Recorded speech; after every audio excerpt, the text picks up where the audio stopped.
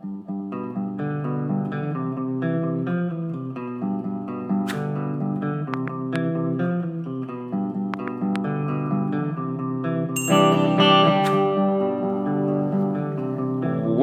to the Movies of the Dam podcast. My name is Kyle Grant, and I'm sitting here with my friend and published horror author, John Hunt. If you enjoyed what you hear here today, please subscribe to our YouTube channel, check out our Facebook page, and follow us on both Instagram and Twitter at Damned Movies. Email us any questions, comments, and suggestions to moviesofthedamned@gmail.com. For details on John's published works, please visit his blog, johnhuntfiction.ca. Today, we'll be discussing Charlie Kaufman's 2020 psychological thriller, I'm Thinking of Ending Things. The movie follows Jake and his new girlfriend as they take a road trip to visit Jake's parents. Strange occurrences begin happening once at the house, with lapses in time, Jake's parents suddenly aging, and changing backstories, including the girlfriend's name. Ultimately, they leave the house and end up at a high school in the middle of the night where a janitor is working, and numerous strange events occur that honestly were quite nonsensical to me at the very least. But I do understand them a little bit more now based on some of the readings I did on the synopsis of the book this movie was based on, but we can get into that. And then the movie suddenly ends. John, before we get your opening thoughts on this one, I just want to say I am sorry. The trailer misled me. I am very sorry. Opening thoughts, my friend. It's you don't have to apologize. I know you usually pick movies for a good reason, so I have to say I was surprised after watching this film. I think when I got about 20 minutes into it, I'm like, there's no way Kyle liked this movie. But I did finish watching the whole thing. I do tend to agree with you. It was very nonsensical. It wasn't even linear. There's nothing linear about it. I'm unclear about a lot of this film, but what I'm clear about for sure is that it should never have been titled a horror. I don't know if you could argue any horror elements in this at all. And I was like, sure, okay, why is this even a horror? And then I looked on Rotten Tomatoes, and they have it listed as a horror as well. And I'm like, this is not a horror. There's no horror elements. If other than the fact that you might make me watch it again, that'd be a real horror. But other than that, no, there's no horror elements to this at all. And we've covered movies that weren't horror on our podcast, but I was going into this one with the understanding that it was a horror. Yeah, and from the reading that I did, kind of like before I watched this movie, I was as well, especially since the novel that this was based on, again, same title, I'm Thinking of Ending Things, was considered a horror novel, and it had won a bunch of awards.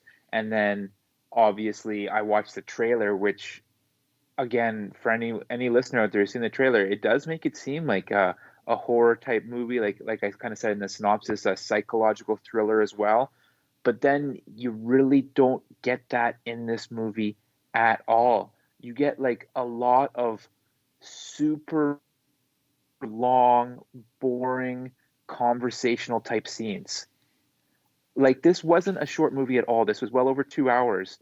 And right away I knew we were in trouble when they kind of had that long car ride to get to the parents' house where nothing really happens and they're kind of just talking back and forth. You know what? I would have to say that was the only part of the movie I enjoyed was the opening long car ride. It had good character development. It had some good lines in it. Um, that's really the only part of the whole movie that I was like, oh, okay, this has potential to be interesting, right? Like when they pass that broken down house with the swing set out front, and she's seeing things that Jake is not. I was like, this has potential to be interesting, but then the potential was never realized, in my opinion, anyways. Yeah, and I was kind of okay with it because I'm like, okay, well, this is long and drawn out, but then we're going to get to the house and we're going to get into the meat and potatoes of this. And from the trailer, I didn't know if there was going to be some like time traveling aspects or what type of wild, crazy things were going to happen at the house. But it was just kind of all weird, and as I've already said once, and so have you, very nonsensical. Yes. So, um, but who did did the director write this movie, or is it based on a book? You said it was based on a So book. yeah, so Charlie Kaufman is the director, and he wrote the screenplay, and the screenplay is based on a name. Do you remember the name of the book? I can't remember the name of the author, but the book was also called the exact same thing. I'm thinking of ending things. Okay, which is a pretty good title. Um, what I found interesting was that there were some really good, like as a writer, I was like, this is pretty good lines, like that when she recited that poem in the car, and it's like, uh, when you come home to a wife-shaped loneliness waiting for you. Like I thought that was really good writing, that line itself, and but I also found like her internal monologue was too much like it was scripted, like someone was writing in a journal. It didn't seem like the thoughts that I have in my head, or if I talk to other people, they kind of have the same type of thing, where you're moseying along and you see something, you think you flit on that, then you flit onto something else, and then you snap to something else. Hers seems to be very scripted and using the same words, well, same meaning, same, different words, but had the same meaning to emphasize a point. And I'm like, that's a little too much. But um, some of the lines that they had in it were pretty powerful, and I enjoyed it. Now, what did you think was happening in this film? Um, First thing, a question. Yeah, You just said it sounded like she was writing in a journal. Did you not just say that? yeah. And that's so wild that you said that, John, because that's exactly what the book was. The story in the book is all based on the janitor. You know the janitor Okay, that you okay. see a few Stop. times? So, yeah. So that's what I was going to say before you start telling me what it's about. To me, Okay. I thought this movie uh, was about the janitor writing these characters. You know what I mean? So then that's why they kept changing, because he's like, maybe right. He's like, I thought we're in the janitor's head, and he's writing a story. And the reason why the characters keep changing is because as an author, sometimes your characters deviate and they go on different paths, and then maybe you don't like that path and you readjust and you go back to a different path. Like I thought it was something along those lines, and that's why the janitor never really interacted with these people until the very end. So I thought he was like the puppet master behind their character development and the character moving forward. So it kind of had like that being John Malkovich feel, where you're inside someone else's head and they're you know what I mean. And that's what I thought it was. But then I'm still not sure, because at the end I just don't know. It's like, so I thought maybe the horror part would be him killing off his characters, because one of those famous sayings that they say with your any type of artist or artwork is kill your darlings, right? I Yeah. forget who that's attributed to, but that kill them if they don't make sense. So that's what I think this person was doing in the film. That's what I thought at the Oh, time. and that's a closer guess than what I had. My prediction is what I was kind of leaning towards in the movie is that Jake and his girlfriend and the parents, they were the same people. Hmm. And they were kind of, if what I'm saying is making sense, like Yeah. the girlfriend turns into Tony Collette and Jake turns into the dad, and I had no idea how the janitor kind of tied in, and then kind of, I guess, halfway through to two-thirds of the way through the movie, I just stopped caring. Hmm. No, And and I kind of just let it play out, especially once they hit the school and it got into that weird dance number and the acceptance speech for like the Nobel Prize or whatever that yeah. was. Like it had pretty much lost me to that point, and it completely lost me there. Well, I was still going along the same lines of like maybe the janitor's doing all this. This is why it's kind of so weird. Like the janitor's writing is creating this world. That's what I thought, right? And then, because then, like later on, remember they stopped at that ice cream place that was really open late, and they got those Yeah, frosties that they ended up throwing out at the school, that type of thing. Those two and girls, that was the creepiest part of the movie when she has that line. you don't have to move forward. I'm very scared for you. Like that really creeped me out. That piece of dialogue right there. Oh, interesting. So I was more thinking about the two mean girls. You remember them? Yeah, yeah, yeah, yeah. So they were at the beginning of the film when the janitor was walking down the hall.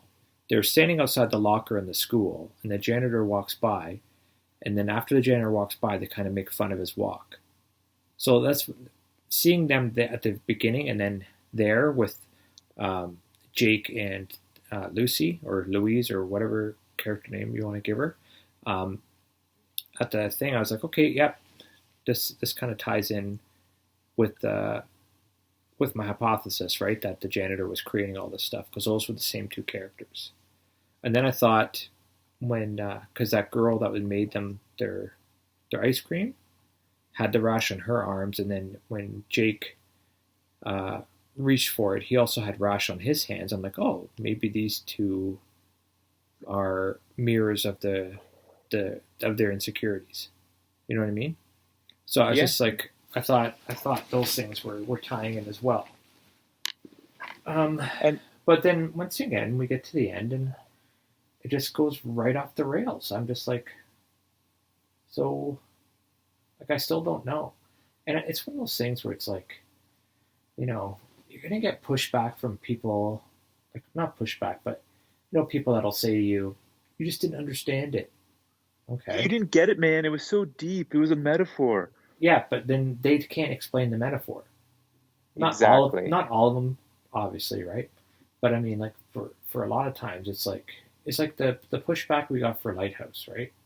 I'm like, that's fine that you're that we had the one comment where he was saying it was all these things, and I'm like, yeah, if you listen to the podcast, I talk about all those things, so I'm aware of them that they exist. I just thought it wasn't presented in the way that was conducive to better understanding for the audience, right? So I think they should create an entire new subcategory of film. Just call it. Well, I think they already have it, but it should be like put in there. Art house. This is for people who other filmmakers or other writers who just want to see something weird. They should create that genre because this one would fit right in it.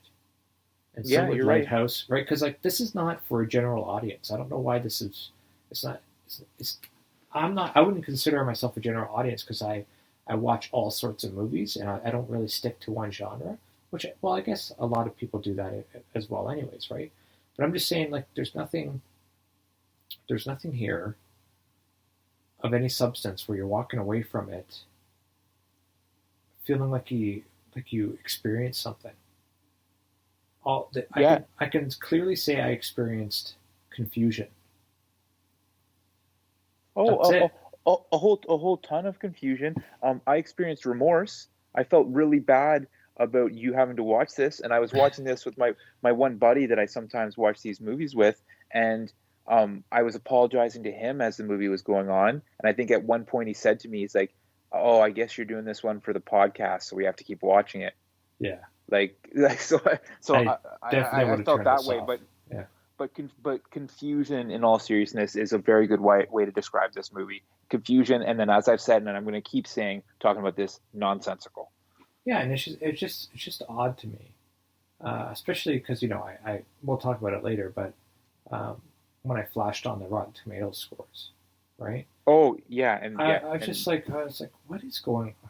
I don't even know. I just it's just weird to me. I wish someone could actually explain to me what makes this movie great in their eyes. I just want to and, know, right? So and so sorry, go ahead. and I'm just going to say, since you're bringing it up, let's talk about the elephant in the room, the Rotten Tomato score, and then we can come back to what's explained in the book synopsis. But the critic score on Rotten Tomato, as you already saw, 83, and the audience score 47, which I'm much more in line with. But John, this comes back to my point where I feel that critics get the impression that they have to like this. Like they would be dumb if they didn't like this. Oh, if I say I didn't like it, if I didn't get it, people are going to think I'm stupid. Oh, it's so artsy. I got to give this a thumbs up. I really think that they fall into that trap, I'll call it. Yeah, you know what? And I would say a small percentage of them do, but to say that a large percentage of them do, you kind of it's to me, it's like I can't see that being I can't see that being real, right? Only because like okay, you can have like a subgroup of people, and they're going to be pressured to do a certain thing. Like if you're all you all wrestle or you all play rugby, um, or whatever you're into, right? You all have a certain language that's applicable to that sport or that passion that you have. And if you don't all toe the line, then there could be like a uh, group hate on for you, right? So I know that's a thing and that it actually exists, but at the same time, like that usually exists um, for breaching some sort of unwritten etiquette, right? But if you don't like a film because it's trash, you should be okay to not like a film, right? Like, I that's what I mean. Like, I just want these critics. Okay, why was this a great film? I want them to explain it to me. Like, because if they have a valid point, then I could look at this film with new eyes and be, oh, okay, I see where you're coming from. I still didn't enjoy it, but if you were measuring it on using these metrics, then yeah, I get it. But not, it's still not for me. You know what I mean? Uh, yeah, I do know what you mean, John, but I think you're giving people too much credit. There are a lot of sheep out there. There are a lot of people who are worried about not going with the crowd, about being ostracized. And I really feel that sometimes critics can fall into that. And when it comes to a complicated movie like this, they were just worried about going against the grain, about not going with what other people thought, and then thinking, "Oh, I must have been dumb for not getting it." I think that can happen more than you think. Well, maybe, but I think I would think there would be a basic understanding of why this movie is good. Because Well, if you're looking for things like the acting was outstanding. absolutely, and let's talk about that for a second. So Toni Collette, I'm a huge fan of her. Yeah, Uh, the guy who played Jake's dad, he was Remus Lupin in the Harry Potter series. I Who, knew I recognized him from somewhere. yeah, so he was like the werewolf. Like you should have figured that out with his name Lupin, because Yeah, lupus, yeah, yeah, all yeah. that stuff, right? But anyways, he was from that. Jake, he was from Breaking Bad. He was the guy that killed that kid and held Jesse hostage so he could make him Oh meth. yeah, Jesse Plemons. I know who he Yeah, is. yeah. Yeah. So he did a great job, and I don't know who the janitor was, but and who's Lucy? Like I've never seen, what movies was she in? I haven't seen her around, but she did an outstanding job, stellar. Yeah, all great actors, great acting. The dialogue between them was great, but it just like didn't come together for a great whole package. Yeah, and it's interesting. I'm watching this movie, and they're complaining about a film, right? Remember, I think it's on their way back. They're talking about a film, and they're kind of having Yeah. an argument about it. It's like the person said the movie was planned out. She said the movie was planned out, but there was no thought. There's no thought considering the movie, and it's like it's almost exactly like they're talking about the movie they're in. Like it was Yeah, you know what? You're planned. right. You're right. It's like planned out, but there's no thought to how it would all come together. It's so I was like, that's the perfect description of this film within the film. Yeah, no. You're absolutely right, John. It's tough. It's tough. And do you want me to tell you what I read about the book, like Yeah, the let's go for breakdown it. Let's go. of the book plot? I don't know how much more we could talk about this movie anyway. So let's get it going. So in the book, it seems to get summed up a little bit better. So in the book, the main character is the janitor, Hmm. and the early on in the book, you find out that the janitor, I guess, has killed himself at the school, and the book is about a journal that students find, and it kind of pieces together his life and as far as why he ended up killing himself. So the janitor and Jake they're the same person. Yep. So Jake turns into the janitor later in life, obviously, and Well, yeah, that's the gr- the washing machine, the clothes in the washing machine. yeah, exactly. Yep. And the girlfriend was never his girlfriend. Hmm. It was a girl that he saw at a bar that he liked, but he didn't build up the nerve to ask her out. So that's why, as they're kind of talking with the parents. The backstory is continually changing. What she does is continually changing because he doesn't know the answers to any of this. He doesn't know what her real name is. He doesn't know if she's a student, if she works, what she actually does, what her interests are. That's why all those things are changing, because he never actually met her. And then the parents aging, that's what he dealt with his parents, with them, him living with them and them growing older and them eventually getting dementia. So that's where that all came from. Hmm. So that kind of, when I read that, I'm like, okay, that kind of makes more sense now. But if I hadn't have read that, I don't think there's any way you could have predicted all of that. Absolutely not. And I don't think the movie portrayed that at all. I think the movie kind of just portrayed bits and pieces of the book, little concepts or little ideas, but they didn't pull it all together. Once again, I And didn't that read the whole happens though book. sometimes, right? Yeah, That happens, that like a movie's based on a book, but it diverges and it takes pieces and makes it its own. But when you watch a movie on its own and it doesn't make sense to you, the only thing in my mind that you have to lean on is to go back and learn about the book. And so then I have to interpret, I guess that's what was going on. I don't like. Once again, I don't know. I couldn't tell you. Like And it like and the directing was actually really good. There's a lot of scenes. Like this movie was more interesting than it should have been because of the acting and the directing. You know what I mean? So it's like some of the yeah. scenes that they did is where it's like uh, Lucy's talking at the dinner table and the camera pans out and then it shows her, just shows her sitting at the dinner table, and then when it enters the room again, she's the only one in the room and you don't see anyone leave, or she doesn't. You know what I mean? I thought that was very clever to show that she's alone in this, and she was alone in this social situation.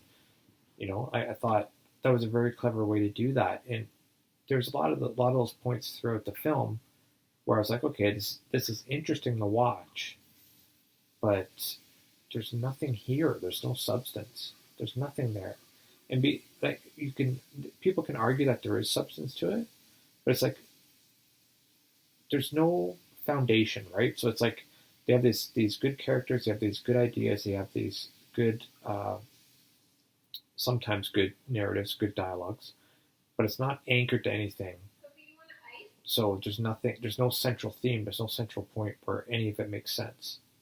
So it's just No, it's a collection of disjointed ideas, and it's just like I can't get and behind that. and unfinished ideas. Yeah. Like they made a really big point about, remember the doorway to the basement was Hmm. like all scratched up as if someone was trying to like claw their way in there. Yeah. And then they never came back to that. Yeah. No. Like he didn't want her to go to the basement to see the janitor uniforms. I get that, but like, what does that have to do with the scratches? Yeah. I don't know. And then there's other strange things, like when she goes up to his bedroom and the door's labeled Jake's childhood bedroom. Like, what's that all about? I don't know, man. Like Like it's like I maybe know. the metaphor for the parents, Alzheimer's, dementia. I don't fucking know. Here's the Oh yeah, thing: like metaphors are good when they relate to something that you can say, "Oh, that makes sense." This does not make sense. So I don't even know if it's a metaphor or not. yeah. I guess what the point that you just brought up, that maybe once the parents like started to experience dementia, they started labeling the rooms. Mm-hmm. Maybe that could be a reason there. That didn't even cross my mind. But at the time, I'm like, this is weird. This is Mm-hmm. just very strange. I don't know. I had a hard time with it. I guess there were a couple things that would creep me out a little bit. Like I'd already mentioned, that line when they were getting the ice cream kind of creeped me out a little bit. The dog that shook for like an extended period of time, that kind of creeped me out a little bit, just because it wasn't regular, if that Mm-hmm. makes sense. Mm-hmm. I had a Uh, negative creep factor for this film. Like I had nothing. There's nothing. Those scenes were interesting, the ones you're talking about, but they yeah, didn't creep me out or anything like that. I was just like, okay, something might happen. That's what I got to. Something might and that's what I happen. thought. I thought we were building to something, and then we were building towards like an interpretive dance scene. Yeah, I know. I don't know, man. No Yeah, idea. so this was a strange movie, folks. Uh, for anyone out there who just listened last week and it's like, oh, they're going to do this movie next week. let's turn it on and watch it. And for anyone who did that, make sure you watch the trailer because then you'll see where I'm coming from, why I wanted to watch it, why I was so enticed by it. So, and for anyone who hasn't seen this movie, I wouldn't recommend watching it. There was not a lot of great redeeming qualities. We said we like the acting. We said we like some of the dialogue, but overall, this is not a good package. But check out the trailer, and at least you'll understand why I was enticed into watching this thing. There's no one I would recommend this movie to. No, not even Ethan? You wouldn't be like, Ethan, this is an artsy one for you. No. Well, Ethan's not necessarily like he just likes. He really liked Lighthouse. Yeah. And I could see why. I could see why someone would really like Lighthouse. I can't see why anyone would like this one. I don't. 83% of critics. I know. I wish someone would just say this is why, and then I Yeah, could be like, it's a, okay, you know, I don't know. I don't know. It is a strange one. I will give you that. But having said that, I would watch another Charlie Kaufman film, just because of how much I loved uh, Eternal Sunshine of the Spotless Mind, how much I liked being John Malkovich. Because of those two movies, I will see anything that he does. Although I'm going to go into the next one without as high as hopes, and I'm just going to go in there a little bit like I don't know what to expect, but I'm interested. Oh, for sure. Like, it shouldn't turn you off someone, right? Like, well, like everyone, does something that maybe you don't like, like for arts and stuff like that, right? So there's a few books by authors that I love that I wasn't a huge fan of, but, I still went and read their next book. Just sometimes these things happen. Sometimes you have missteps along the way. For Well, sure. buddy, anything else to add on this one? No, I got nothing, man. Nothing either. Glad to move on from this one, to be honest. But next week, folks, next week we're going in a completely different direction. A sequel to a film we both loved. The Babysitter Killer Queen has just come out on Netflix, and we're going to be talking about that next week. I am super excited about this movie, probably because of how much I love the first one, how much the first one caught me off guard, and you know how much I love horror comedies. Oh yeah, for sure. I'm really looking forward to this one too. Like the first one was excellent, so yeah, I'm really looking forward to it. But one thing I brought up, and I think I might have actually brought this up to you, John, when we were discussing the first one, because they were already talking about the sequel at that point. Mm-hmm. They're bringing back the entire cast from the first movie, Yeah. and I'm just really interested to see how they do that. Because spoiler alert, everyone dies in the first one, basically. Almost the entire cast dies in the first one, and they're somehow coming back for the sequel. Okay, I haven't read anything about this or anything yet. I just saw, what was on the screen. But I'm going to make a guess that since they were trying to do a sacrifice for Satan, that Satan's going to send them back to do their thing, to try to complete the sacrifice. And you know what? If it's anything like the first one, I am in. Oh, for sure. Awesome. Sure. Well, folks, please subscribe to our YouTube channel, check out our Facebook page, and follow us on both Twitter and Instagram at Damn Movies. We want to hear what you thought of today's podcast and any suggestions you have, especially in terms of what movies you'd like us to discuss next. Send us an email to moviesofthedamned@gmail.com. Please also check out John's full-length novels. His first 3 novels, Dollhouse, The Tracker, and Off the Grid, are all Amazon bestsellers. You can also order his novella Balance, his book of short stories, 4 Shots of Horror, and his newest novel, Murder Run, all right now on Amazon. For further details on John's other published works, please visit his blog, johnhuntfiction.ca. Thanks for listening, and we'll see you next time. Yeah, everyone, thanks for listening. And I don't know if you're aware of this, you might or may not be, but I also have a separate YouTube channel, John Hunt Fiction, where I'm doing my self-publishing experiment. It's just following me as I go along, promoting and marketing my newest book, Murder Run. And, I show everything, like complete transparency, reviews, everything is going to be on there. And I'm in 2 episodes in now, well, introduction and episode 1 in. And it's a lot of fun, and I think you'll enjoy watching it. And secondly, Murder Run is available for pre-order. Its actual release date is December 1st, 2020. But you can do one of 2 things if you're interested. You can pre-order it through Amazon, or you can just go to Goodreads and add it to your to-read list by just going to my author dashboard or my author page, and you'll find that book there. I appreciate all the support. Anything you can do, great for me. If not, you just want to keep plugging along with the podcast, also great for me. And have a great week. Bye, everyone.